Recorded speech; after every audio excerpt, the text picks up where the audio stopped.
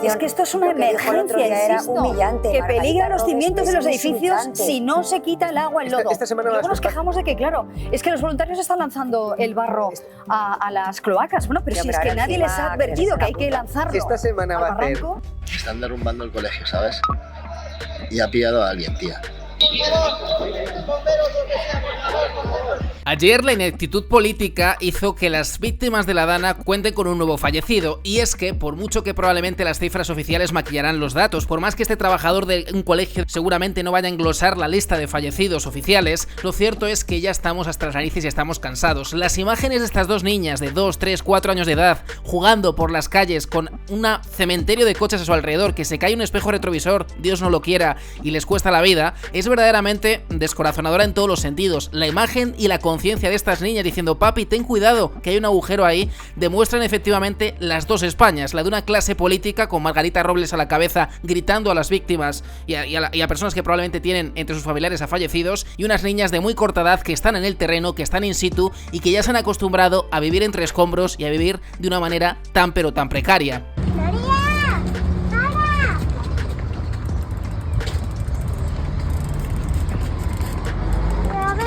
Papi, ten cuidado que ahí hay una agujero.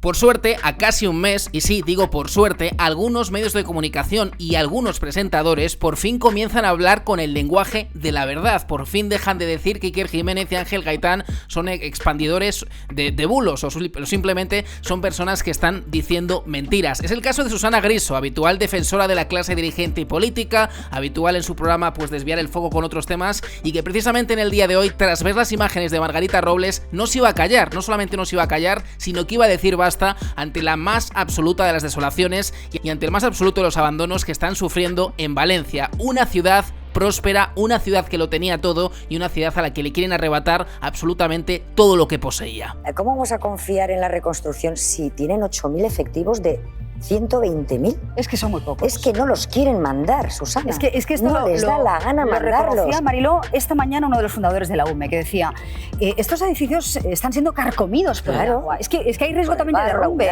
Por tanto, oye, si se tiene que enviar más soldados para trabajar en los parques públicos y privados, que se haga. Están absolutamente a por uvas. O sea, aquí la ministra de Defensa se convierte en la ministra de Autodefensa.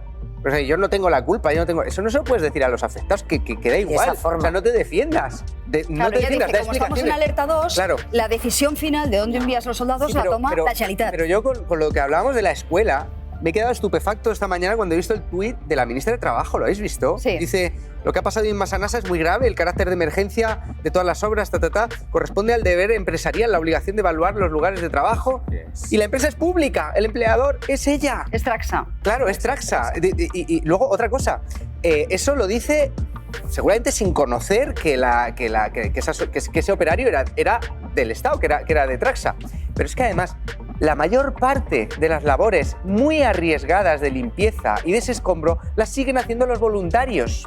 Sí. Los voluntarios. ¿Y por qué las hacen los voluntarios? Porque el Estado no llega. Entonces, no quiere si un voluntario llegar. se ve aplastado por una pared que se cae, claro, o se ve envenenado de tétanos por un clavo que se clava, ¿de quién es la responsabilidad? Pero, claro, vamos a hablar también de... Pero escucha, Juan Montenegro, insisto, es uno de los fundadores de la UME, y él decía, los voluntarios también hay que coordinarlos, y los tiene que coordinar el ejército.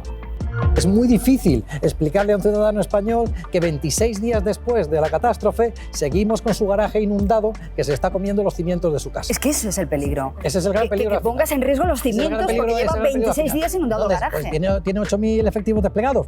Pues fenomenal. Pero ¿y por qué no 10.000? ¿Y por qué no 15.000? Para poder atender a todos los garajes y a todos los Yo le agradezco mucho las palabras.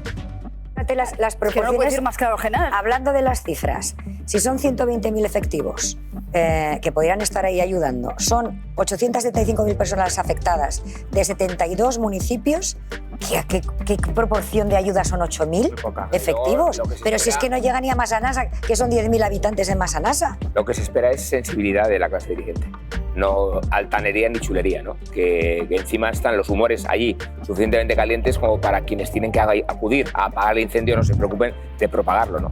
Y me refiero a las reacciones de muchas autoridades también en el lugar de la tragedia. Además, es que esto es una emergencia, era insisto, humillante, que Margarita peligan los Robles, cimientos de los es edificios insultante. si no se quita el agua, el lodo. Esta semana Luego nos quejamos de que, claro, es que los voluntarios están lanzando el barro a las cloacas. Bueno, pero si es que nadie les ha advertido que hay que lanzarlo. Esta semana va a hacer, Susana, un mes va a hacer esta semana un mes de que a 8 kilómetros de Valencia haya zonas que son en el tercer mundo. Nuestras autoridades tienen que dar una respuesta a eso. Y si no la han dado en un mes, está claro que el interés es otro. No es la única denuncia pública, porque algunos vecinos, algunas personas, entre comillas, anónimas, siguen acudiendo a las redes sociales para hacer este tipo de denuncias, que sí, que es lo que todos pensamos en nuestras casas, pero lamentablemente los noticieros, los presentadores no se atreven a ser así de contundentes. ¿Os da vergüenza, después de 23 días, haber mandado a la portera del edificio, escoltada por los más altos mandos de la UME, a chillarle a los vecinos que tenían el barro hasta las rodillas para decirles que no era su culpa? ¿Y no os da vergüenza que después de 23 días el único que haya echado una mano sea un mecánico facha y miles de españoles con las escobas de su casa que hayan ido a recuperar Valencia? ¿No os da vergüenza presumir de tener 8.000 militares en Valencia y que ellos mismos se quejen de que tienen las manos atadas porque no les dais permiso a ayudar en ningún sitio particular? ¿Y no os da vergüenza que después de 23 días echándoos la culpa de izquierda a derecha y de derecha a izquierda, todavía el pueblo valenciano os esté pidiendo auxilio? Y a los demás os digo, seguir viendo los desinformativos y la telemierda, que no penséis que esto no va con vosotros. Mañana puede ser vuestro hijo, o vuestra ciudad, o cualquier otra catástrofe que se dé en Madrid, en Valencia, en Barcelona, en Asturias. Da igual el sitio. ¿Creéis que os van a tratar mejor? ¿No os da vergüenza? No hace falta que contestéis, no era una pregunta, era una afirmación. No os da vergüenza. Es más, hay colaboradores de Iker Jiménez que se atreven a echar más luz con datos. Esos que dicen que son los que manipulan, esos que dicen que son los que extienden bulos, son precisamente los que echan la vista al pasado y nos demuestran que efectivamente Sánchez, Mazón, el Estado en sí, nuestros impuestos no están yendo al lugar al que deberían. Que es un error no informar de cuál es la situación real de Valencia después de 3 semanas, en la que todavía hay cientos de miles de personas que están viviendo en el más absoluto abandono, que hay algunos que todavía no he visto desfilar ni a un militar, y voy a dar una serie de datos que me parece que son muy relevantes. Yo no había nacido, pero los he buscado. En la riada de Bilbao del año 83, en 72 horas había desplegados 10.000 militares. No estaba en Valencia, Protección Civil creada ni las competencias autonómicas. Ojo, ¿eh? Pero esto Felipe González ha llegado a decir lo de que Sí. mandamos todo para allá, ¿no? Sí, bueno, todo, pues mandaron lo que... Hablando con el Endacari, ojo. Oye, en Valencia, en te 72 horas, estaban desplegados 2.500 militares. Ahora mismo, en la actualidad, hay 8.500 militares. O sea, todavía es una cifra menor a los que se desplegaron en la riada de Bilbao. Vamos a poner en contexto lo que supuso la riada de Bilbao. Fueron 34 víctimas mortales, en Valencia llevamos 221, y ahora los daños materiales, que esto es lo que realmente marca la diferencia. En Bilbao son 1.200 millones de euros, se calculan que fueron los daños económicos. En Valencia se está hablando en torno a 20.000 millones de euros. O sea, para que veamos Una la diferencia tragedia de la 20 veces más magnitud grande. de la tragedia y la cantidad de militares desplegados, menos en Valencia ahora que en Bilbao en el año 80.